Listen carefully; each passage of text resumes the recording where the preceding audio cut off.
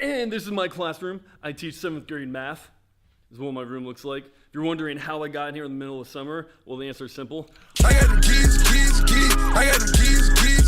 I got the keys. No, I'm just kidding. They leave the door open, so I just walked in. But yeah, this is my classroom. Hopefully I can turn it into a flexible classroom next year. I kind of already had that a little bit. I had a little mini lounge for a while in the corner over here, right there.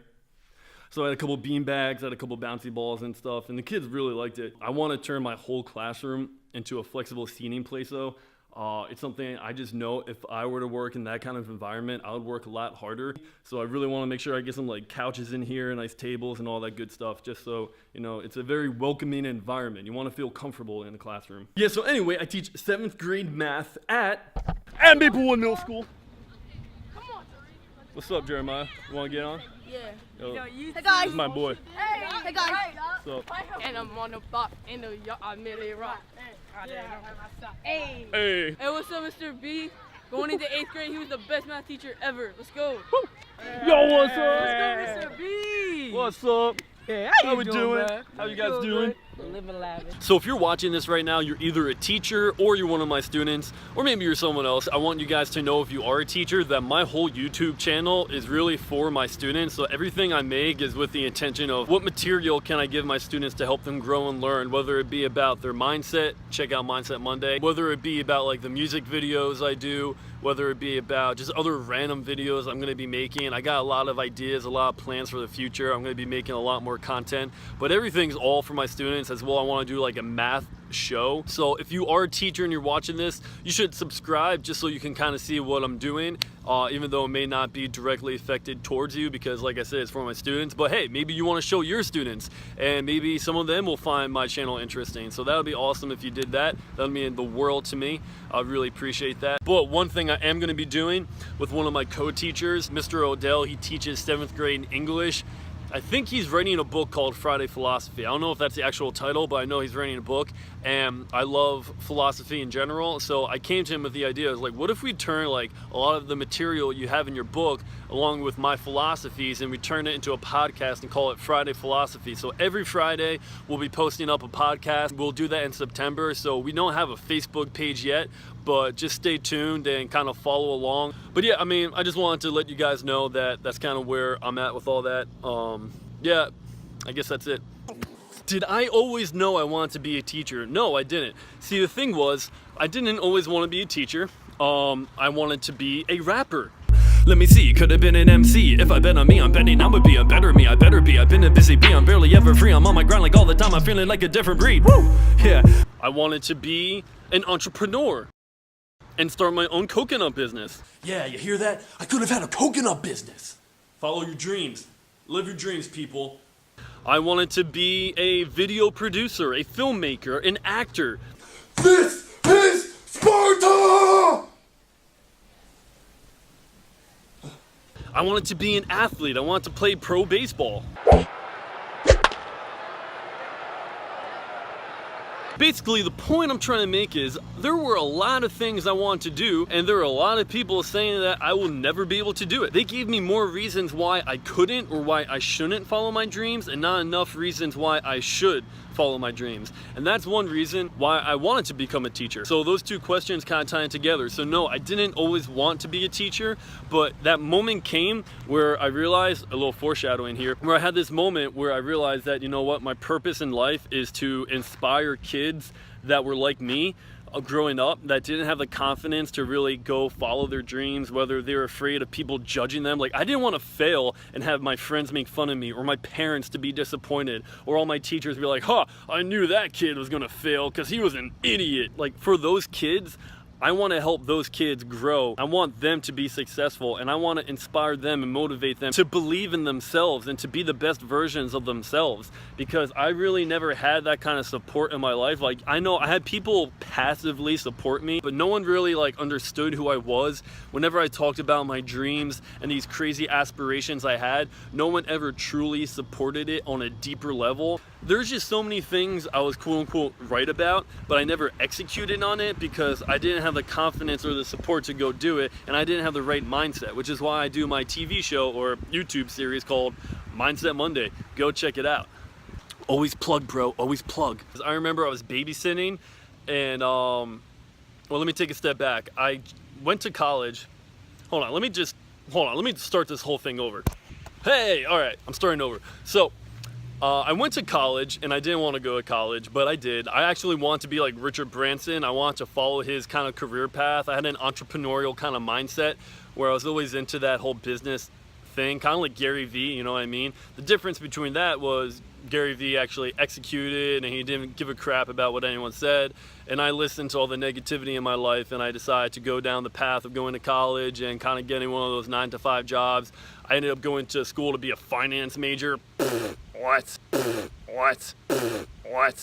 Like, that's the last thing I wanted to do. So after my first year in college, I ended up transferring out to go to community college just because I didn't know what I wanted to do with my life. I was like, what kind of degree am I supposed to get? Like, what do I do? I don't know. Like, I don't want to do anything that's offered. I was babysitting, and I ran into my old I was babysitting. Take two. So I was babysitting, and I ran into my old high school teacher, Miss Surza. She's my psychology teacher. So she was just asking me, hey, what are you doing? How you doing? What's going on with your life? And I was like, you know what? I don't really know. I kind of need help. And since she being the psychology major and teacher that she was, she just knew what I wanted to do. Like, I didn't know I wanted to be a teacher, but she knew. She was like, why don't you go into teaching? You're so good with the kids. You know, you're talking about all these dreams and stuff, and it seems like you would be great at inspiring other kids to live their dreams. I'm like, oh, mind blown. I was like, that's perfect. I was like, why didn't I think of that? So that's when I decided I want to be a teacher. She really inspired me to do that. Immediately, the next semester, summer, yeah, so I took, the next semester, I ended up taking all these educational classes. I absolutely loved it. That's when I started, like, substituting slightly, just every now and then. Like, I'd go substitute, like, once a week or something. So that's why I said I have a lot of experience, because from that moment, I just started reading everything about school. I started reading books about education. I started following teachers online. I started, everything was about education at that point. So I've been very determined to be a great teacher for a really long time. I want to leave a legacy on this earth. Like, I want to start the Mike Berezny Foundation, and I want to give back to the community through scholarships, but it's a lot more deeper than that. It's not just like, oh, here's money and go live your dreams. No, it's more like a mentorship, and we actually offer like guidance and help and support. So that's kind of what my foundation will be about. I mean, there's a greater vision involved. Yeah, like, that's the legacy. Like, I just want to be one of those people that when I die, my foundation continues to live on. You know what I mean? Like, everything I value, everything I represent in life continues on through my foundation, and it will continue to inspire kids, and that's what I'm after. So leading into the next question, who is one teacher that I follow on YouTube or Instagram, Snapchat, and all that? You talked about that. Maggie, is it? Well, I know Too Cool for Middle School. I don't know if your name's Maggie. I kind of forget. I'll check my phone, but I'm using my phone. So you talked about Ron Clark, and he's one person that I do look up to because he is at that level that I want to be at. Something that I realized through watching Ron Clark was that I could get to that level. I could have that impact. It's just a matter of whether I will execute and if I'm determined enough to do it. And I know I am, and I know it's a long-term process. Like, it'll take me many, many years to get to that level. Like, I'm talking like many years, but I hope one day I could get there. And all the other people I follow on YouTube, there are a ton of teachers out there that I follow on YouTube. A lot of people have podcasts, Instagram, Twitter especially. I forgot Twitter. I don't know. It's just like, there's like a ton of people, you know, so that's pretty much that. What is one of your classroom management tips? So one of my best classroom management tips, as cliche as this is going to sound, I really think it's probably the number one most important thing, is to build relationships with your students and create a classroom culture that is a positive learning environment where everyone can feel comfortable and safe, and we all just respect each other. Like, for me, I just know that when you have a really strong relationship with your students, you know, and you know that, like, and they know you genuinely care about them. Like, if they're not working hard, if they're not doing the work, if they're goofing off, like, I just have to look at them and be like, bro, like, what are you doing? Come on, step your game up. And, like, for me, that works. Like, all I have to say is something like that, because for them, they know my expectations. They know that we can have fun, we can goof off. I like to be funny. I like when you guys are funny. I like when you make me laugh. I like when we're all silly and goofy and we're just like, ah! But I'm also a very, very, very hard worker, and I put my mind to it and I focus. And when it's time to work, I work. I don't goof around. I'm not distracted. I'm focused. And I have that kind of mentality. And when they see me like that, they pick up on it. You know what I mean? So when they know, it's like, hey, Mr. B is a funny guy. He can goof around. But when he's serious, he's like really serious. I'm like, yeah, let's get to work. No fooling around. This is grind time. Everyone has their own way of creating their classroom culture. So I'm not gonna like break down what I do. I'm just saying the way I create my classroom culture, the way I connect with my kids, they respect it and they know that I truly care about them. So for me, that's just the best way to manage them. You know, like if anyone's ever acting up, you know, I kind of just, I just talk to them and you know, they work. Right? So alright, so what is one of my favorite books about teaching? I'm on one of those spinny things and it's making me really dizzy. Whoa! Alright, so my favorite book about teaching, we've all read this book. Everyone's probably read it. It's very standard. I forget the name. I'll put it like a little picture right here. It's about like the first days of school or whatever that book is. And I started thinking about these things in my head before I even read it. I was like, I feel like in the beginning of school, the first week is so important to build those relationships. And then I read this book and they say that. I'm like, oh yeah, that's exactly what I'm talking about. So for me, it was just like, they gave so many solutions to the questions I had, or it was just a way to confirm things I already knew. And for me, it was just a great book overall. They had a lot of details in there, a lot of tips and strategies that were very useful. So for me, that was a really good book when I was in college reading it. Nowadays, I don't read as many books as much as I should, but I do more articles. I read a lot of articles. I'm always on Twitter, so I'm reading different posts. I love the mindshift.com. I'm all about the mindset. Like I have my own Mindset Monday series.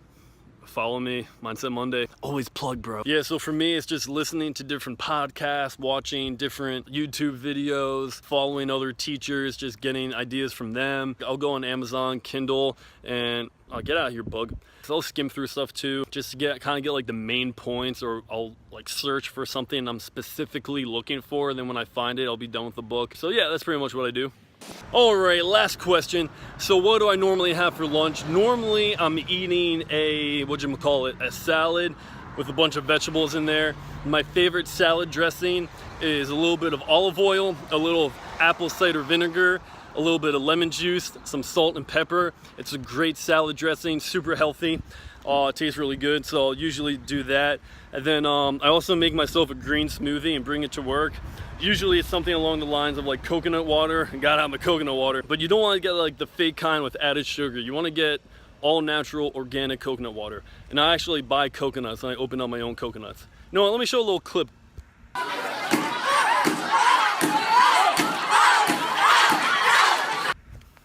All right, so we're back. I opened up a coconut. What else do I do? And then I put in pineapple, I'll put in spinach and kale, avocado, blueberries. Like I always mix it up. I always throw in different things in there. But yeah, it's usually a bunch of healthy stuff. So that's pretty much it. Moving on. And I'm back in my house. That's where I live. All right, so I just wanted to say that this was a lot of fun. And what else do I want to say? All right, so that's pretty much it. If you guys could subscribe to my channel, that would mean the world to me, even though it's not directly for teachers, you know, just to follow along, that would be cool. As well as, you know, maybe just show your kids my channel. Maybe your kids will like it, because ultimately I do this for the kids, so that'd be fantastic. Also, stay tuned for my podcast coming out in September. I'll be doing that with Mr. Odell, and it's called Friday Philosophy. It will be airing every Friday, as well as I think I'm going to do a personal show of mine. Get out of here, bugs. New Jersey, man, summertime, it's very humid. It's like 90 degrees. I've been outside all day, I'm sweating. That's why I changed my shirt, if you couldn't tell. But anyway, back to the point. Every Wednesday I'm going to be doing a Facebook Live video. I got some ideas that I don't want to reveal yet, but I think it's going to be pretty good. For anyone that is watching it and you made it all the way through this video, 1, thank you. 2, if you think we could collaborate on some level, you know, please reach out to me. It doesn't have to be right now. It can be a little further down the line. I really do want to get involved with other teachers not just in my own school district, in my own community, and in New Jersey, but you know, I want to expand around. I want to get involved with as many passionate and motivated and driven and well-educated teachers as possible. You know, I'm trying to surround myself with the best people. All right, so that's all I got for you. Thank you for watching. I don't know what else to say, so I'm out. You know who it is. It's Mr. B, aka Mikey B. Peace.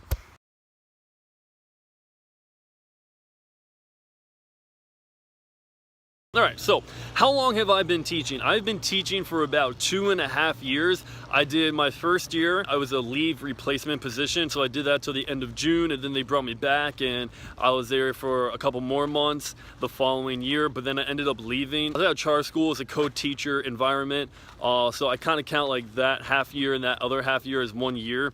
And then I worked at a Title I school as a Title I math teacher. I was in-class support, so I'd go around and support everybody in 5th and 6th grade. So it was great. I saw so many different teachers. I was going into so many different classrooms. So that was really good for me. You know, not to call anybody out, but I saw a lot of things, what not to do rather than what to do.